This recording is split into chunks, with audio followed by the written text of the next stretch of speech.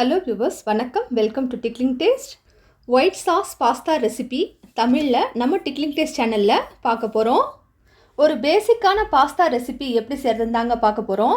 அதிகமான இன்க்ரீடியன்ட் எதுவும் இல்லாமல் ரொம்ப கம்மியான இன்க்ரீடியன்ட் வச்சு இன்றைக்கி இந்த ரெசிபி செய்ய போகிறோம். பிகினர்ஸ் கூட ரொம்ப ஈஸியாக செய்யலாம். குழந்தைங்கள்லேருந்து பெரியவங்க வரையும் பாஸ்தா அப்படின்னாலே ரொம்ப ரொம்ப பிடிக்கும். அதுவும் இல்லாமல் இந்த சீஸை போட்டு நம்ம கொடுத்தோம் அப்படின்னாக்கா ஆஹா சொல்லவே வேணாம், எவ்வளோ கொடுத்தாலும் சாப்பிடுவாங்க. அந்த ரெசிப்பியை ரொம்ப சிம்பிள் அண்ட் ஈஸியாக வீட்டில் எப்படி செய்கிறதுன்னு பார்க்கலாம் வாங்க. அதுக்கு ஃபஸ்ட்டு ஒரு அடிகனமான பாத்திரம் இல்லைனாக்கா நீங்கள் குக்கர் கூட எடுத்துக்கலாம். அதில் ஒரு 3 கப் அளவுக்கு பாஸ்தா நான் போட போகிறேன். அதுக்கு தேவையான அளவுக்கு தண்ணியை சேர்த்துட்டு அதை நல்லா நம்ம கொதிக்க ஆரம்பிச்சோன்னையும் ஒரு 2 டீஸ்பூன் ஆயில் சேர்த்துக்கணும். ஆயில் சேர்த்ததுக்கு அப்புறமா இதில் இந்த கப்பு காட்டினேன் பார்த்தீங்களா, இந்த கப்பில் 3 கப் அளவுக்கு இன்றைக்கி நான் பாஸ்தா எடுத்துக்கிறேன். நீங்கள் எந்த கப்பு சைஸ் வேணாலும் எடுத்துக்கலாம், அது உங்களுடைய விருப்பம்தான். இன்றைக்கி நான் எடுத்திருக்க பாஸ்தா என்ன அப்படின்னாக்கா வீட் பாஸ்தா தாங்க எடுத்திருக்கேன். ஏன்னா நம்ம இதில் மைதா சேர்க்க போகிறனால நான் வீட் பாஸ்தா எடுத்திருக்கேன். இந்த பேக்கெட்டை தான் பிரித்து இப்போ பாருங்கள், பேக்கெட்டே ஃபுல்லாக தீந்துருச்சு. 3 கப்பு இதில் நான் போட்டேன். இதுவே என் குழந்தைங்களுக்கு பத்தாது. பாஸ்தாவை சேர்த்ததுக்கு அப்புறமா இதுக்கு தேவையான அளவுக்கு உப்பு சேர்த்துட்டு ஃபஸ்ட்டு மூடி போட்டு நல்லா ஃபுல் ஃப்ளேமில் வச்சுருங்க. அதுக்கப்புறமே கொதிக்க ஆரம்பிச்சோன்னையும் நல்லா லோ ஃப்ளேமில் போட்டு 8லேருந்து 10 நிமிஷம் இந்த பாஸ்தா கம்ப்ளீட்டாக வேகிற அளவுக்கு வேக வச்சுக்கணும். இன்கேஸ் பாஸ்தா வேகும் போது உங்களுக்கு தண்ணி பத்தலைன்னு வச்சுக்கோங்க, நீங்கள் என்ன பண்ணுங்கள், பக்கத்தில் ஒரு 2 கிளாஸ் அளவுக்கு தண்ணி நல்லா கொதிக்க வச்சுட்டு இந்த பாஸ்தாவில் சேர்த்து கொதிக்க வைங்க. பச்சை தண்ணி ஊற்றக்கூடாது. பச்சை தண்ணி ஊற்றணும் அப்படின்னாக்கா பாஸ்தா பார்த்திங்கன்னா கல் மாதிரி ஆகிடும். அதனால் சுடு தண்ணியை சூடு பண்ணி இதில் ஊற்றி இதை நல்லா நீங்கள் கம்ப்ளீட்டாக வேக வச்சு எடுத்துக்கோங்க. இப்போ எனக்கு பாஸ்தா வெந்துருச்சு. வெந்த உடனேயும் இந்த தண்ணி எல்லாத்தையும் வடிகட்டிட்டு அதுக்கும் மேலே நல்ல தண்ணி, நம்ம பச்சை தண்ணி இருக்குது பார்த்திங்களா, அந்த நல்ல தண்ணியை ஊற்றி ஒரு தடவை நல்லா அலசி எடுத்துகிட்டு இதை அப்படியே ஓரமாக வச்சுக்கணும். இப்போ பாஸ்தாவை வேக வச்சு எடுத்தாச்சு. அடுத்த ஸ்டெப்பு இந்த சாஸ் தயாரிக்க போகிறோம். இந்த ஒயிட் சாஸ் தயாரிக்கிறதுக்கு இதே போல் ஒரு அடிகனமான பாத்திரம் எடுத்துக்கணும். நான் இன்றைக்கி அதே வானல் எடுத்துக்கிட்டேன்.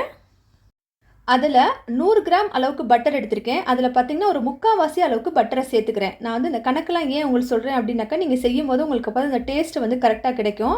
அதே போல் இந்த ரிச்சும் க்ரீமினஸும் கிடைக்கும். இன்னொரு முக்கியமான டிப்பு என்ன அப்படின்னாக்கா, நீங்கள் இந்த வானலை சூடு பண்ணோன்னே உடனே ஆஃப் பண்ணிவிட்டு அதுக்கப்புறமே தான் நம்ம இந்த பட்டரை சேர்க்கணும்.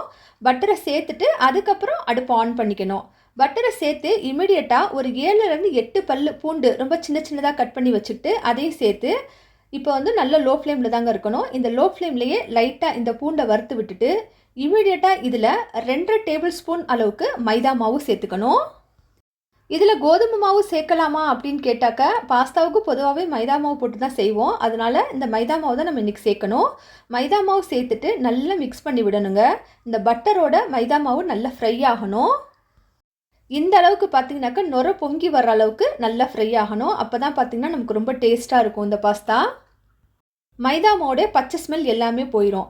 இப்போ என்ன செய்யணும் அப்படின்னாக்கா, நீங்கள் ஏற்கனவே ஒரு 1/2 லிட்டர் பால் எடுத்து காய்ச்சி தனியாக வச்சுக்கோங்க. அந்த 1/2 லிட்டர் பால் தான் இன்றைக்கி நம்ம இதில் கொஞ்சம் கொஞ்சமாக சேர்க்க போகிறோம். பாலை உடனே இமிடியேட்டாக சேர்க்காம நல்ல லோ ஃப்ளேமில் தாங்க இருக்கணும். இப்போவும் அடுப்பு கொஞ்சம் கொஞ்சமாக இது போல் சேர்த்து மிக்ஸ் பண்ணிக்கிட்டே வரணும், இல்லைனாக்கா கட்டி விழுந்துடும். இன்னும் ஒரு முக்கியமான டிப்பு என்ன அப்படின்னாக்கா, நீங்கள் இந்த பாலை காய்ச்சி ஆற வச்சோடனே ஆடை விழுந்துடும். அந்த ஆடையை கம்ப்ளீட்டாக வடிகட்டிடுங்க. வடிகட்டிட்டு இந்த பாலை நம்ம இப்போ இது போல் சேர்த்துக்கணும். ஒரு 5லேருந்து 6 டைம் சேர்த்துக்கணுங்க. 2 டைம் 3 டைம் இல்லாமல் 5லேருந்து 6 டைம் இது போல் கொஞ்சம் கொஞ்சமாக சேர்த்து இந்த மைதா பட்டரோட மிக்ஸ் பண்ணிக்கிட்டே வரணும். இந்த க்ரீமினஸ் நமக்கு கிடைக்கும். இப்போ எல்லா பாலையும் நான் ஊற்றிட்டேன். ஊற்றினதுக்கப்புறம் பாருங்கள், நல்லா இப்போ ஃபுல் ஃப்ளேமில் வச்சுக்கலாம். இவ்வளோ நேரம் அடுப்பு லோ ஃப்ளேமில் தான் இருந்தது. இப்போ ஃபுல் ஃப்ளேமில் வச்சு விட்டுட்டு நல்லா கொதிக்க ஆரம்பித்தோன்னே என்ன செய்யணும் அப்படின்னாக்கா, மறுபடியும் லோ ஃப்ளேமில் போட்டுடணுங்க. போட்டுட்டு இதில் இப்போ முக்கியமாக 3 பொருள் சேர்க்க போகிறோம். அதில் ஃபஸ்ட்டு பார்த்திங்கனாக்கா இந்த சில்லி ஃப்ளேக்ஸு. சில்லி ஃப்ளேக்ஸ் அப்படிங்கிறது ஒன்றும் இல்லைங்க, நம்ம வீட்டில் இருக்கக்கூடிய வர மிளகாய் இருக்குது பார்த்திங்களா, காய்ந்த மிளகாய் எடுத்து வானலில் ஒரு 5-6 மிளகாயை வறுத்துட்டு அதை ஆறுனதுக்கப்புறம் மிக்ஸி ஜாரில் சேர்த்து அரைச்சிக்கோங்க. இன்றைக்கி நானும் அதே தான் செஞ்சுருக்கேன். இது நமக்கு வர மிளகாய் காய்ந்த மிளகாய்ன்றனால காரமாக இருக்கும். அதனால் ஒரு 1/2 டீஸ்பூன்லேருந்து 1 டீஸ்பூன் அளவுக்கு உங்கள் காரத்துக்கு ஏற்றாப்பில் சேர்த்துக்கோங்க. இனி வரக்கூடிய ஃபுல் ப்ராசஸ்மே நமக்கு அடுப்பு லோ ஃப்ளேமில் தாங்க இருக்கணும். சில்லி ஃப்ளேக்ஸு சேர்த்துட்டு நல்லா மிக்ஸ் பண்ணி விட்டதுக்கப்புறமா மிளகு பொடி 1/4 டீஸ்பூன் அளவுக்கு சேர்த்துக்கோங்க. மிளகு பொடியும் உங்கள் காரத்துக்கு தகுந்தாப்பில் நீங்கள் சேர்த்துக்கலாம். குழந்தைங்களுக்கு அவசியம் நம்ம கொடுக்குறனால 1/4 டீஸ்பூன் சேர்த்துக்கோங்க, அதுவே போதுமானது. மிளகு பொடியை சேர்த்துட்டு அதையும் நல்லா மிக்ஸ் பண்ணி விட்டுருங்க, இல்லைனா கட்டி விழுந்துடும். அதுக்கும் அடுத்து ரொம்ப முக்கியமானது ஆரிகானோ. பீட்சாவுக்கு என்னெல்லாம் நம்ம சேர்ப்போமோ அதெல்லாம் இதில் நம்ம சேர்க்குறனால தான் இதோட டேஸ்ட்டு பார்த்திங்கன்னா ரொம்ப சூப்பராக இருக்குது. ஆரிகேனோ சேர்த்ததுக்கப்புறமா அதையும் நல்லா மிக்ஸ் பண்ணி விட்டுருங்க. இப்போவும் நமக்கு அடுப்பு லோ ஃப்ளேமில் தான் இருக்குது. இந்த 3 முக்கியமான பொருளும் அவசியம் சேர்க்கணுங்க. அப்போ தாங்க இந்த பாஸ்தா வந்து அந்த நம்ம கடையில் சாப்பிட்றோம்ல ரெஸ்டாரண்ட்டில் அந்த டேஸ்ட்டு கிடைக்கும். இப்போ பாருங்கள், நமக்கு நல்லா கம்ப்ளீட்டாக எல்லாம் நல்லா மிக்ஸ் ஆகி எல்லாமே நல்லா வெந்துருச்சு, பச்சை வாசம் எல்லாம் போயிடுச்சு. இந்த மாதிரி ஒரு க்ரீமினஸ் வந்து நமக்கு கிடச்சிருச்சு. இந்த டைமில் என்ன செய்யணும் அப்படின்னாக்க, இந்த சாஸ்க்கு தேவையான அளவுக்கு உப்பு சேர்த்துக்கணும். இது போல் ஒரு க்ரீமியான கன்சிஸ்டன்சி நமக்கு கிடைக்கணுங்க அவசியம். ஏற்கனவே பாஸ்தாவில் நம்ம உப்பு போட்டு தான் வேக வச்சுருக்கோம் அப்படிங்கிறனால சாஸ்க்கு மட்டும் தேவையான அளவுக்கு உப்பு சேர்த்துக்கங்க. ஏன்னா இதில் இன்னும் நம்ம சீஸ் வேறு சேர்க்க போகிறோம். அந்த சீஸ்லேயும் உப்பு தன்மை இருக்கும். உப்பு சேர்த்துட்டு நல்லா மிக்ஸ் பண்ணி விட்டதுக்கப்புறமா இப்போ நம்ம ஏற்கனவே வேக வச்சுருக்க பாஸ்தாவை சேர்த்துக்கணும். பாஸ்தா நல்லா உதிரி உதிரியாக இது போல் இருந்தால் தான் நமக்கு இதை பார்த்திங்கன்னா நல்லா மிக்ஸ் ஆகிட்டு ரொம்ப டேஸ்ட்டாக கிடைக்கும். ஏன்னா இந்த சாஸ்லேயுமே பாஸ்தா நமக்கு கொஞ்சம் நேரம் நல்லா வேகும். அப்படி வேகும்போது என்ன ஆகும் அப்படின்னாக்கா சீக்கிரமாக உடஞ்சி போயிடும். அதனால் இது போல் பக்குவமாக பார்த்து வேக வச்சு எடுத்துக்கணும். பாஸ்தாவை சேர்த்ததுக்கப்புறமா இந்த ஒயிட் சாஸோட நல்லா கம்ப்ளீட்டாக மிக்ஸ் பண்ணி விடுங்க.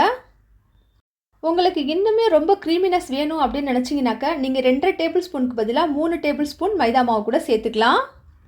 பாஸ்தாவை செஞ்சு வச்சுட்டு பார்த்தீங்கன்னா ஒரு 10 நிமிஷத்தில் இறுகி போயிடும். ஒருவேளை அந்த மாதிரி இறுகி போச்சு அப்படின்னாக்கா இது போல் ஒரு கிளாஸ் தண்ணி நல்லா கொதிக்க வச்சு இந்த பாஸ்தா மேலே சேர்த்துட்டு இதை நல்லா ஹாட் பண்ணிவிட்டு அதுக்கப்புறமா இதை குழந்தைங்களுக்கு கொடுங்க. இப்போ நம்ம லாஸ்ட்டாக இதில் சீஸ் எப்படி ஆட் பண்ணுறதுன்னு பார்ப்போம் வாங்க. பாஸ்தா நமக்கு கம்ப்ளீட்டாக ரெடி ஆகிடுச்சு. சீஸ் ஆட் பண்ண போகும்போது பாஸ்தாவை நல்லா சூடு பண்ணிக்கணுங்க. சூடு பண்ணிவிட்டு அது மேலே இது போல் ஒரு சீஸ் ஸ்லைஸை என்ன பண்ணணும் வச்சு விட்டுறணும். நான் இன்றைக்கி மொசரல்லா சீஸ் எதுவும் ஆட் பண்ணலை, வெறும் சீஸ் ஸ்லைசஸ் தான் ஆட் பண்ண போகிறேன். மொசரல்லா சீஸ் இல்லைனாக்கா இந்த பீஸா சீஸில் தான் பார்த்திங்கன்னா இந்த ஸ்ட்ரிங் டைப் நமக்கு கிடைக்கும்.